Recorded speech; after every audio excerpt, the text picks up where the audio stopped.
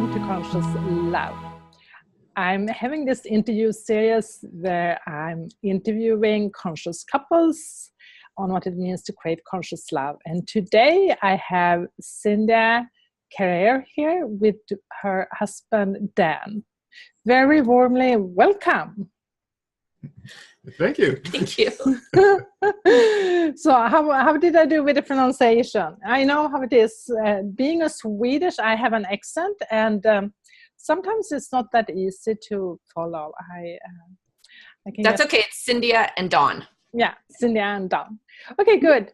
So you're here now, and you're eager to talk about consciousness with me. So what is your understanding? How do you see consciousness? Well, I see it as being deliberate. We've talked for some time about, being aware and conscious of the choices in each day and just having a deliberate type of life, making decisions on purpose that further your big picture goal of how you want to live. What are you saying, Cindia? Well, we didn't even discuss this question, but it was the same thing. It's making very deliberate choices. So another word, I didn't know you were going to use that, but another word for conscious, at least, is something that is focused in our awareness and that we are doing things on purpose rather than sleepwalking or automated or autopilot. I know you have been together for a very long time. I think it's 30 years. You just have your 30 years anniversary. Congratulations. So when did you meet and how did you meet, and what was like, did you have experiences of previous love? I know that it's really an achievement to have been able to stay together and stay connected for such a long period, and it's also rare to experience that today. So it's quite an achievement. So how did it start for you? Well, do you want to take that? Go ahead. Well, we met in college. It was one of those times of life where you feel like you're in a bit of upheaval, and it's a funny thing because when we met, we probably appeared to all outside eyes as an extremely unlikely pair.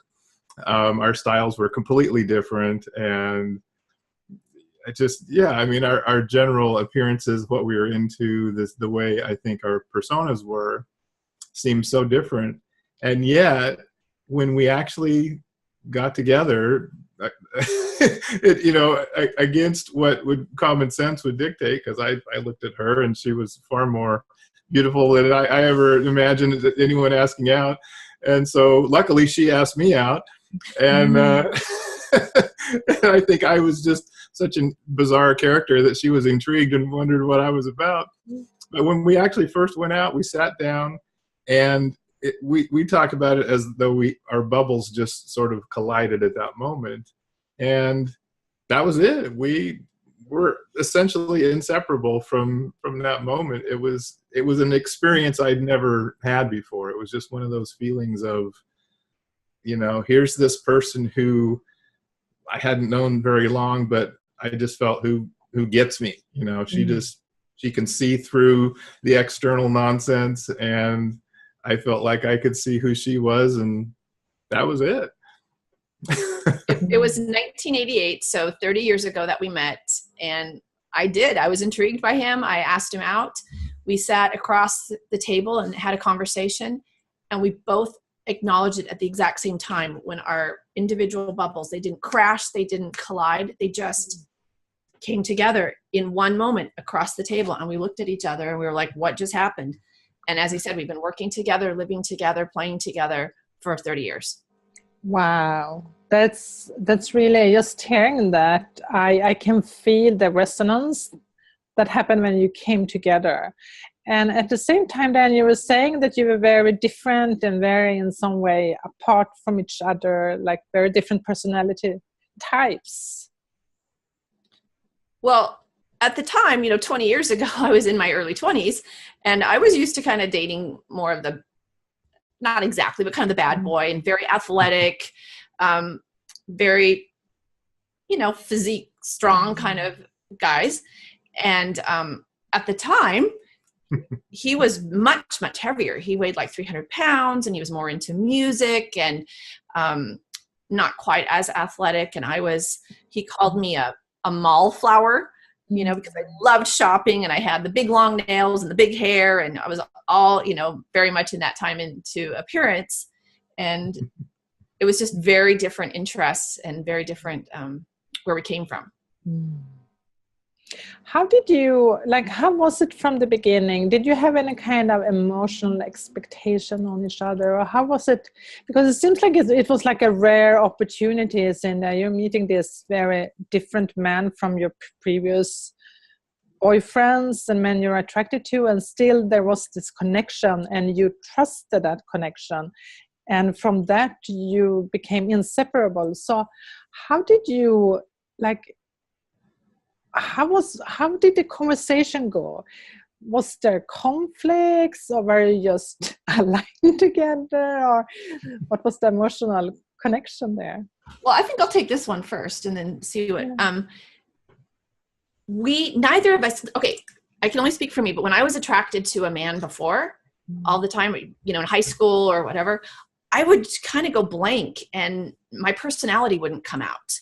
And with him, because there was not that immediate physical attraction towards each other, our personalities came out.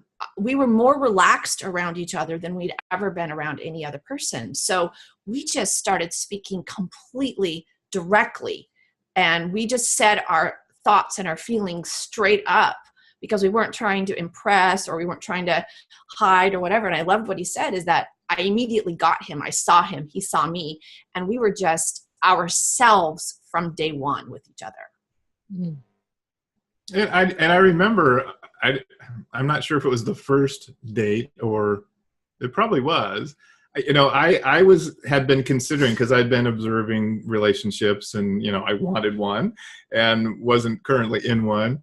And I was noticing how many women went towards relationships with men who were not kind to them, who were not nice. And so I posed the question to her, like, why are women attracted to jerks? And she was kind of speechless for a minute, but it really sort of shifted the conversation, and we had a real conversation about it. And I think she started to think differently. And so I think that was one of the things that really did tip the scales a little bit, And another thing is, once we were in a relationship and not just dating, he didn't engage with me. I was used to growing up with people and other guys, whether it was my own relationship or family, that we almost bait each other all the time. Like there would be this verbal tension and snippy, and somebody would react to it. And this guy didn't react. He didn't engage.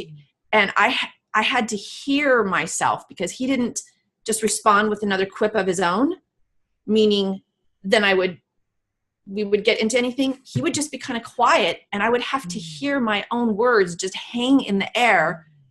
And I had to take ownership of my own stuff early 20s. And I was like, that's really interesting. He doesn't bite. He doesn't take the bait and run with it. And I learned to change my own internal stuff based on him.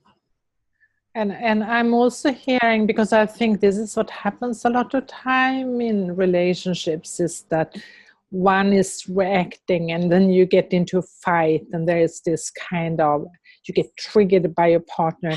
But what I'm hearing is that then came in to your life and actually became a mirror. So it just boosted your consciousness about yourself. Absolutely. That's a great way of saying it, Maria, because it's the first time that a mirror like that was held. Because prior to that, I was young and unaware, and I was so used to that back and forth with somebody that I never heard myself. I was always reacting to what somebody else was doing or saying. And he came along, and just without even saying anything, he helped me shift all of that. And that was a big, huge step in starting to become conscious. I know that, Cindia, your business is so, it's actually focused and related around the part of it is actually your psychic capacities.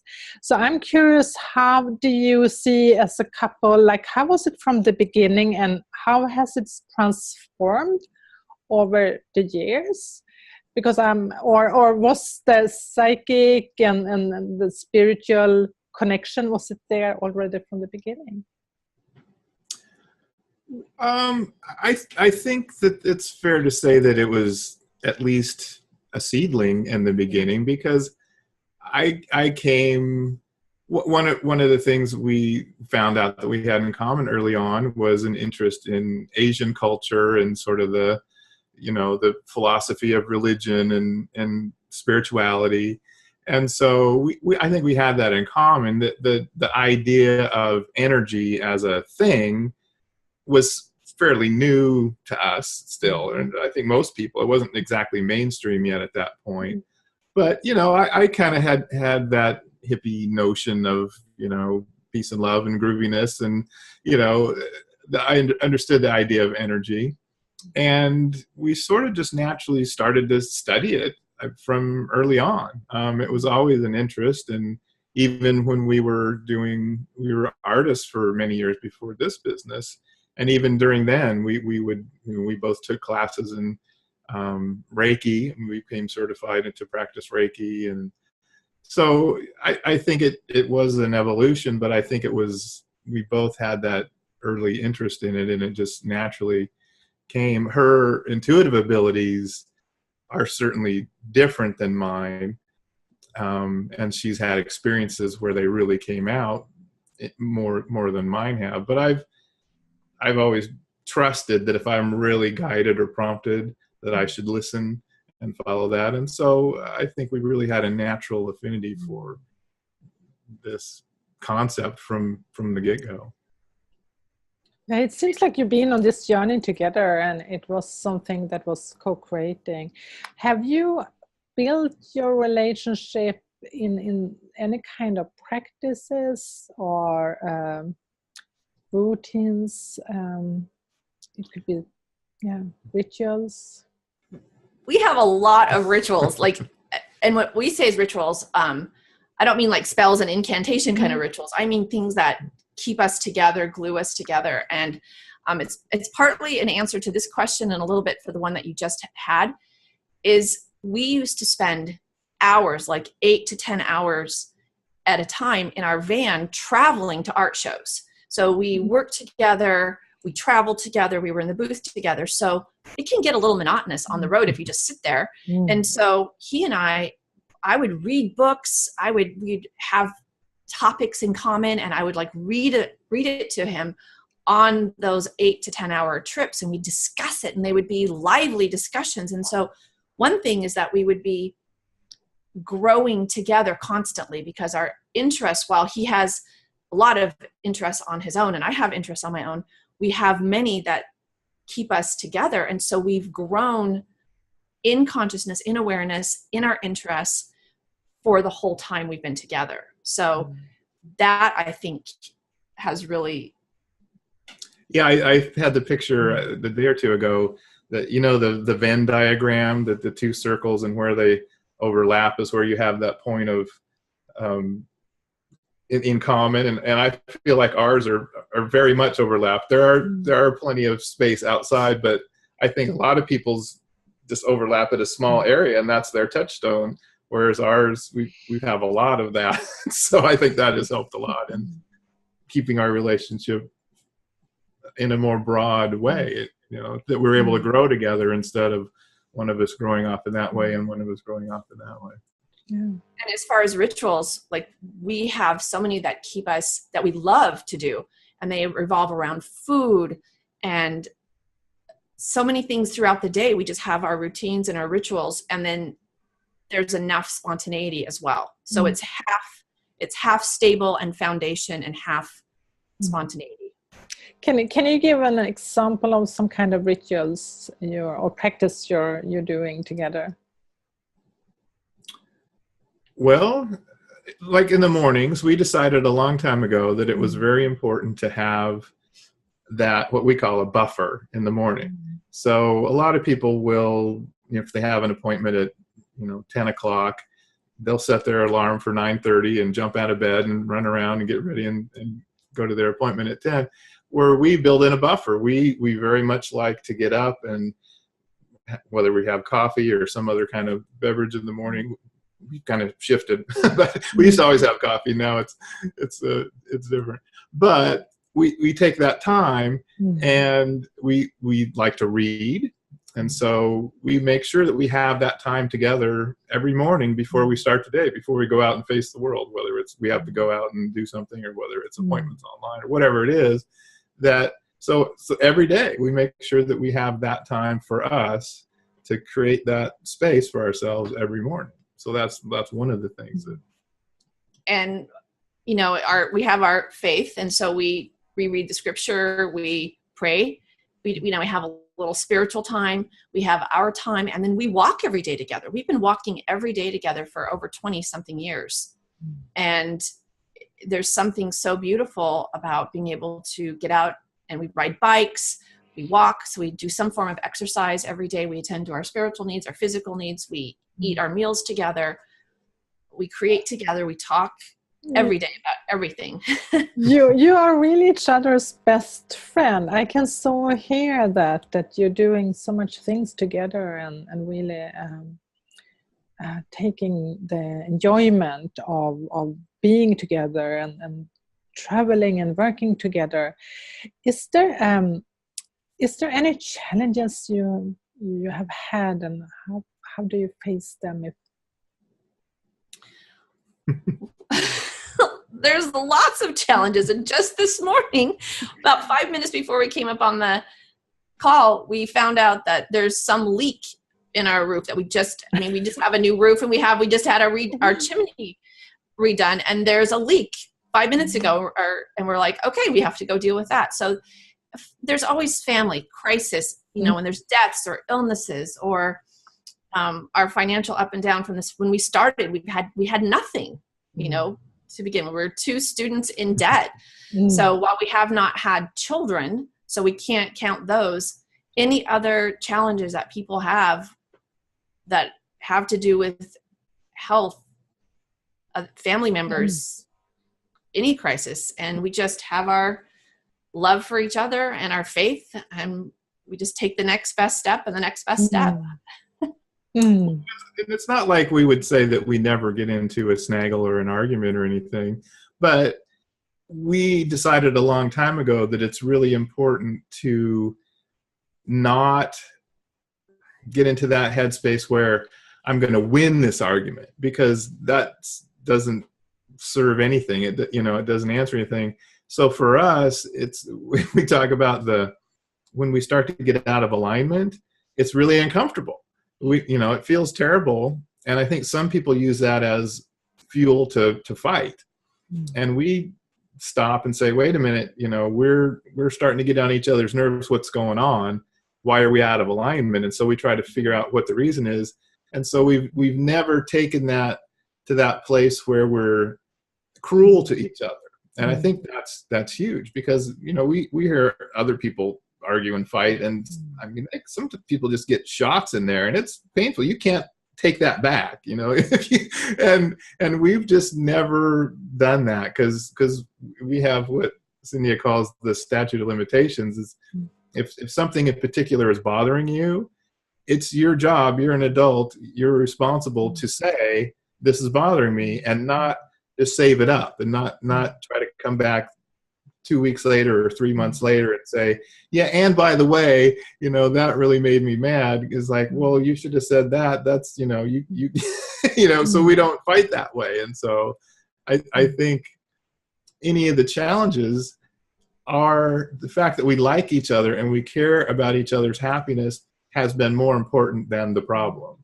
And so that's always been a thing that we can make decisions to stay in that lane rather than, really get off course and go the wrong direction. So I think that's Yeah, I don't know how we did this, but when we were first 20s, just really together, we made up rules for our relationship.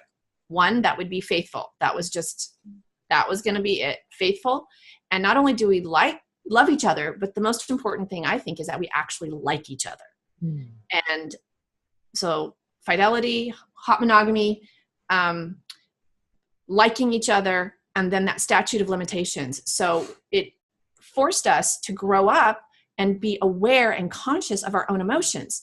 So if something one of us said, annoyed or bothered the other one, we were not allowed to stuff it down. And I paint a picture of a garden that when one weed comes up, we'll notice the one weed and we'll pull that out rather than letting them all grow. And then suddenly one day we wake up and there's our garden has turned into weeds.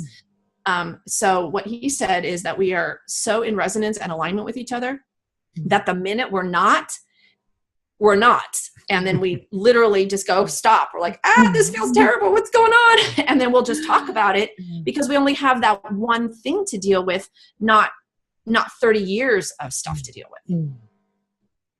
Yeah, that's really wonderful to really have created that kind of relationships that you immediately know when you're out of alignment and you're speaking to it. And I think there's where you need to learn in order to bring that consciousness into relationships is knowing when you need to speak. We've kind of had to. Yeah. The way we've worked together, we've been together more than most couples, because we not only work together, but live together and play together. And so we've had to have that because, throughout every day, one of us doesn't just go off and do their job and then come back home and, have to get used to the space again. We're together so much that it felt like it would be impossible to let stuff fester and grow, that we've had to just take care of each thing as it came along because, we didn't have that time away to, ponder it or get mad about it or whatever. It's, we just said, well, wait a second, this is going on right now. Let's just deal with this. I don't know if the right word is self-defense, but it's like, when we've worked together and traveled together and for so many years, it's just been a natural way to just say, this just keeps our health, our mental health and our physical health in line because it's important that we not have that upset going on. And so that's just been such a natural part of how we've done it. Can we talk about sex life also? Yeah. A little bit. Is there, like how is it there? I mean, is the communication also there in the same way? Because I'm also sensing a lot of relationships, like even they might be good in communication, when it comes to their sex life, they stop communicate.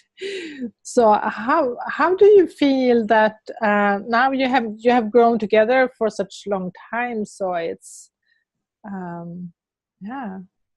Well, yeah. Yeah. I mean, we're coming from that thing where everything's energy and our energy really likes each other. So, even still after all these years, we really like just being as close together as we can all the time. So we're always touching, and it's not for us. It's not that, like I was saying earlier, it's not the one point of connection where I think with some couples it is, that's where they actually come together or not. And, for us, it's more like everything is a point of connection. Yeah. And so our physical touch and, because we're always, we're always just, Cindy says we can't keep our hands off each other. And so even when we go places, people act like, well, are you guys newlyweds? Because it's just that it's an energy, it's our energy just likes being with each other. And it feels so comfortable to be close together it's just what we choose. And so, and I guess I thought of it the other day, it's like, it's the area that's not it's not isolated. It's not the place. I think of it as sort of, because we've talked about this before, about how some people are able to express their love on an anniversary or Valentine's Day or a birthday or whatever, and then the rest of the year they keep compliments to themselves. They're distant, or they don't say I love you or whatever. Whereas we are like that with each other every day, and so those holidays don't stand out, and so because that's not the only time we express that. And I feel like our whole life has kind of adapted to that, where all of the areas we keep even. And so yeah, I'm feeling it's like a continuum. I mean, like right. Your energy is like, it's always intervene in some way. So it's just a continuum of everything. And so, which means also like, yeah, I'm really feeling that energy you're having together, and it's like, so it becomes even like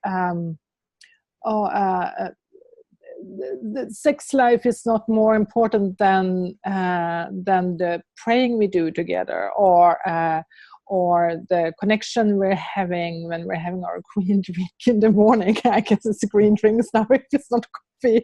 So it's probably it's that kind of connection that is important, and it's energy wise, and it's, all of it is open. Like, we love each other's minds, we love dissecting something like thoughts. We love exchanging the thoughts, I guess is what I'm saying. And our emotions are so connected, and our spirits are connected, and our bodies are connected.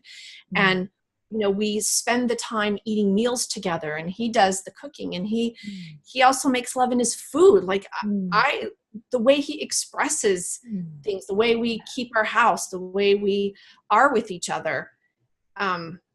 It's like all those lines of energy are constantly communicating. So there isn't like one that is on and one that's off, if that makes sense. They're just always connected. Yeah, I love that. And I totally understand. I totally understand it. And it just makes me so happy to just be in that energy of feeling that continuum, that there is no on or off button, but actually it's there the whole time. That's really powerful. And I know it's also created power for you in the business you have had together, and it's developed during the years. So what does it mean for the business wise to be that truly connected and create from that energy? I've always seen that that's one of the areas where we're different enough that we become complementary rather than redundant.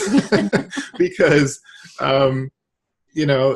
Cindia is very creative. She's expansive. She has a big picture vision, and I'm very practical and try to create solutions.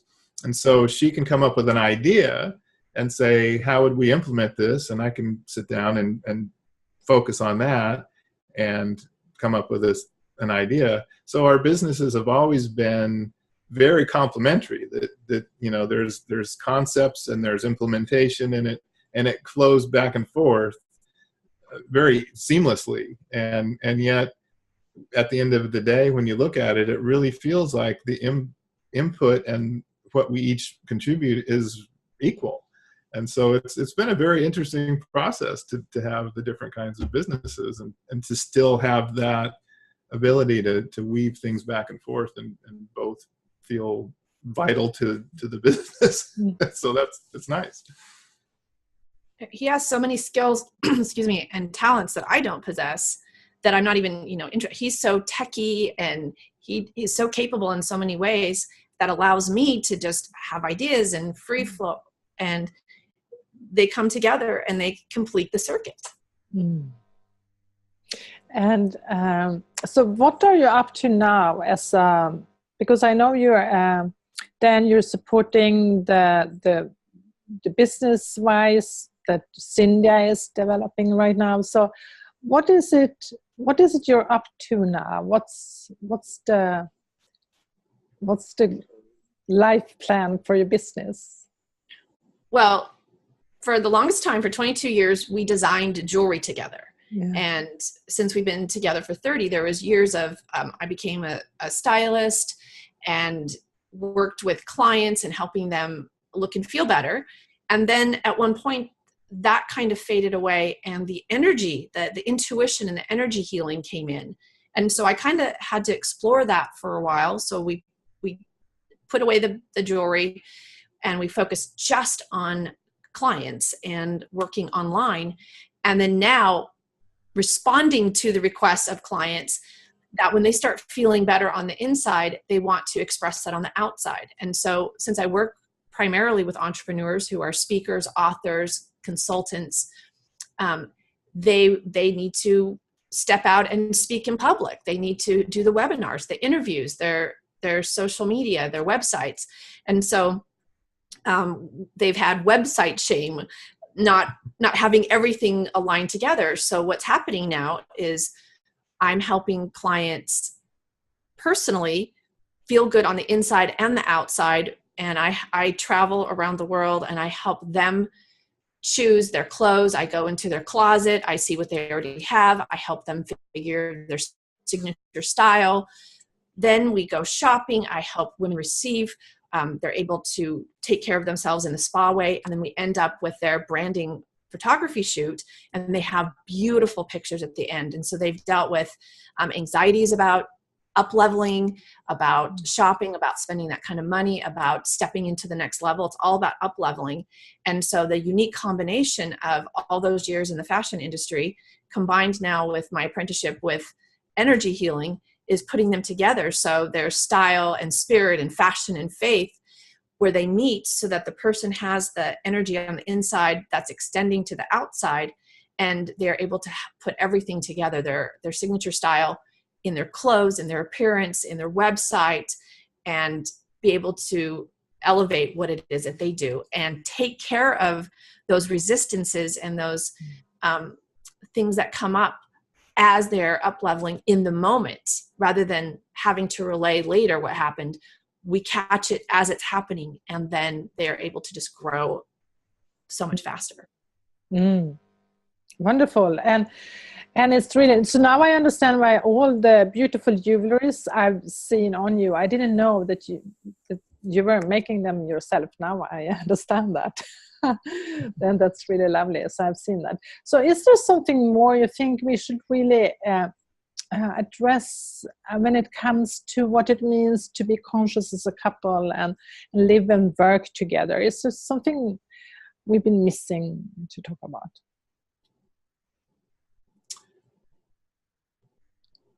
I think we said it at the beginning. It's really taking into consideration what you want from your relationship, from your life, from your day, whatever it is, and making those deliberate, conscious choices. Does what I'm going to do now support that idea? I really think that's the key to having that conscious living is making those choices and saying, is this activity in support of this thing? And we're on the same page on everything. And it's not that I defer to him or he defers to me.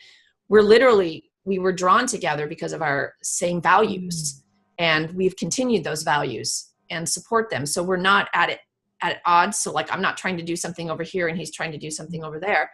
We have our goals together and we are in sync with them, and we consciously make choices in support of them and in support of each other. So, you know, he and I were talking the other day, and it's interesting. We each want ourselves to be happy. You know, we each treat ourselves as good as possible, self-love, and we also treat each other in the best possible way. So I want his happiness and I want my happiness, and together we're achieving both of those. Both, he's happy, I'm happy, you know? And I think they need to be of equal importance. I do think you need to be very aware of what makes yourself happy. And you also need to be that aware of what makes your partner happy. And so that gives you the balance. I'm all about balance. That's my whole thing.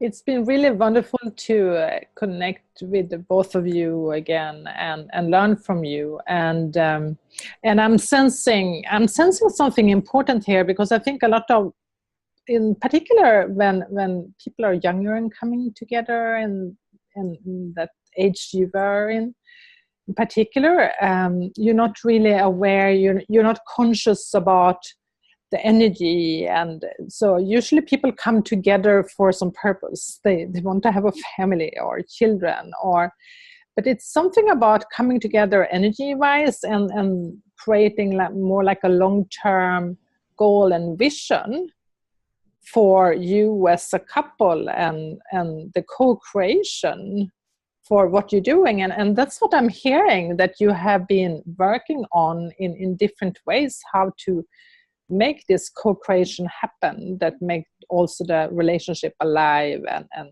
still connected. And that's a very big difference compared to when you're doing all your own work in your own different fields and then coming back home and trying to do something together. So. Yeah, and on just one last thing, what I'm thinking is that what was so important to me when I said we came in with values is that I wanted my home to be the safest space. We have created a sanctuary so that we are each other's safe place to fall. Mm-hmm. And everything in our life is designed to support us and to be that safe, beautiful sanctuary. So from our garden to our home to how we are energetically with each other. So we both have that desire to create a sanctuary. Wonderful. Thank you so much for being here. Hello and welcome to Conscious Love. I'm having this interview series where I'm interviewing conscious couples on what it means to create conscious love. And today I have Cindia here with her husband, Dan. Very warmly welcome. Thank you. Thank you. So how did I do with the pronunciation? I know how it is. Being a Swedish, I have an accent, and sometimes it's not that easy to follow. That's okay. It's Cindia and Dawn. Yeah, Cindia and Dawn. Okay, good. So you're here now, and you're eager to talk about consciousness with me. So what is your understanding? How do you see consciousness? Well, I see it as being deliberate. We've talked for some time about, being aware and conscious of the choices in each day, and just having a deliberate type of life, making decisions on purpose that further your big picture goal of how you want to live. What are you saying, Cindia? Well, we didn't even discuss this question, but it was the same thing. It's making very deliberate choices. So another word, I didn't know you were going to use that, but another word for conscious, at least, is something that is focused in our awareness, and that we are doing things on purpose rather than sleepwalking or automated or autopilot.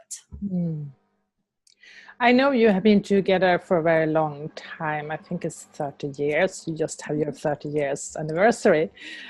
Congratulations. So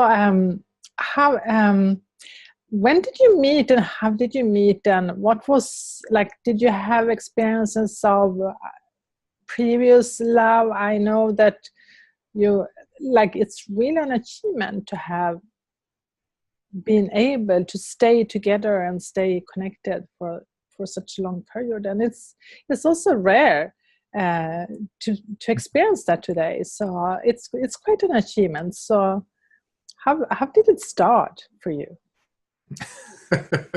Well, do you want to take that? Go ahead. Well, we met in college. It was one of those times of life where you feel like you're in a bit of upheaval, and it's a funny thing, because when we met, we probably appeared to all outside eyes as an extremely unlikely pair.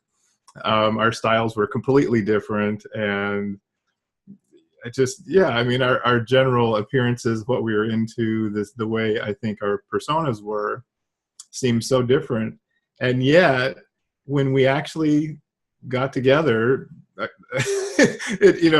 against what would common sense would dictate, because I looked at her and she was far more beautiful than I ever imagined anyone asking out. And so luckily she asked me out. And, and I think I was just such a bizarre character that she was intrigued and wondered what I was about. But when we actually first went out, we sat down and we talk about it as though our bubbles just sort of collided at that moment. And that was it. We were essentially inseparable from that moment. It was an experience I'd never had before. It was just one of those feelings of, here's this person who I hadn't known very long, but I just felt who gets me. She can see through the external nonsense, and I felt like I could see who she was, and that was it. It was 1988, so 30 years ago that we met, and I was intrigued by him. I asked him out. We sat across the table and had a conversation, and we both acknowledged it at the exact same time. When our individual bubbles, they didn't crash, they didn't collide, they just came together in one moment across the table, and we looked at each other and we were like, what just happened? And as he said, we've been working together, living together, playing together for 30 years. Wow. That's really, just hearing that, I can feel the resonance that happened when you came together. And at the same time, then you were saying that you were very different and very in some way apart from each other, like very different personality types. Well, at the time, 20 years ago, I was in my early 20s, and I was used to kind of dating more of the, not exactly, but kind of the bad boy, and very athletic, very, physique strong kind of guys. And at the time, he was much, much heavier. He weighed like 300 pounds, and he was more into music and not quite as athletic. And he called me a mall flower, because I loved shopping, and I had the big long nails and the big hair, and I was all, very much in that time into appearance. And it was just very different interests and very different where we came from. How was it from the beginning? Did you have any kind of emotional expectation on each other, or how was it? Because it seems like it was like a rare opportunity, and you're meeting this very different man from your previous boyfriends and men you're attracted to, and still there was this connection, and you trusted that connection, and from that you became inseparable. So how did you how did the conversation go? Was there conflicts, or were you just aligned together, or what was the emotional connection there? Well, I think I'll take this one first and then see what, neither of us, okay, I can only speak for me, but when I was attracted to a man before, all the time, in high school or whatever, I would kind of go blank and my personality wouldn't come out.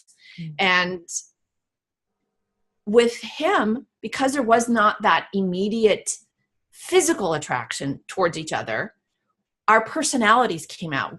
We were more relaxed around each other than we'd ever been around any other person. So we just started speaking completely directly, and we just said our thoughts and our feelings straight up, because we weren't trying to impress, or we weren't trying to hide or whatever. And I loved what he said, is that I immediately got him. I saw him. He saw me.